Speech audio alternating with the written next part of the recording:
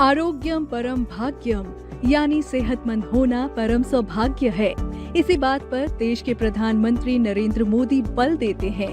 प्रधानमंत्री का मानना है कि स्वस्थ नागरिक ही सशक्त राष्ट्र की पहचान है। यही कारण है कि वो स्वास्थ्य को सर्वोच्च प्राथमिकता देते आए हैं।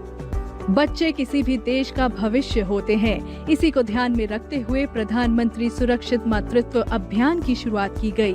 इसका उद्देश्य सुरक्षित गर्भावस्था और सुरक्षित प्रसव के माध्यम से मातृ और शिशु मृत्यु दर को कम करना है।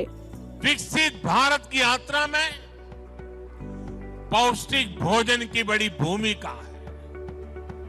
हमारा लक्ष्य देश के हर परिवार को पर्याप्त पोषण देने का है, ताकि कुपोषण और अनीमिया जैसी बड़ी समस्याओं से देश मुक्त हो सके।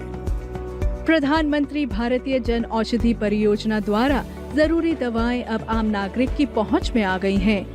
प्रधानमंत्री अक्सर मन की बात, एक्स और अपने भाषणों द्वारा भी लोगों को स्वास्थ्य के प्रति निरंतर जागरूक करते रहे हैं।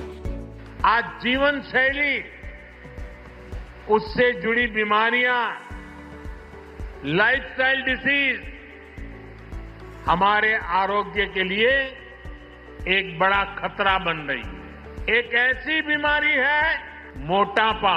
ये मोटापा जो आज दूसरी कई बीमारियों की वजह बनती जा रहा है। सभी को अपने खाने के तेल में 10% की कटौती करनी चाहिए।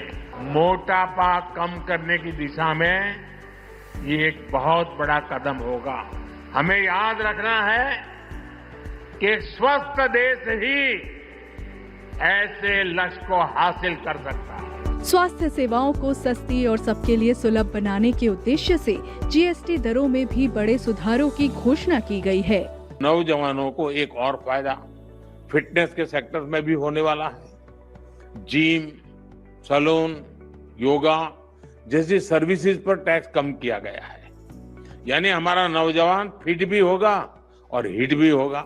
प्रधानमंत्री मोदी का स्पष्ट संदेश है, स्वास्थ्य पर निवेश करना, सबको स्वास्थ्य सेवाएं उपलब्ध कराना और एक स्वस्थ समृद्ध भारत का निर्माण करना।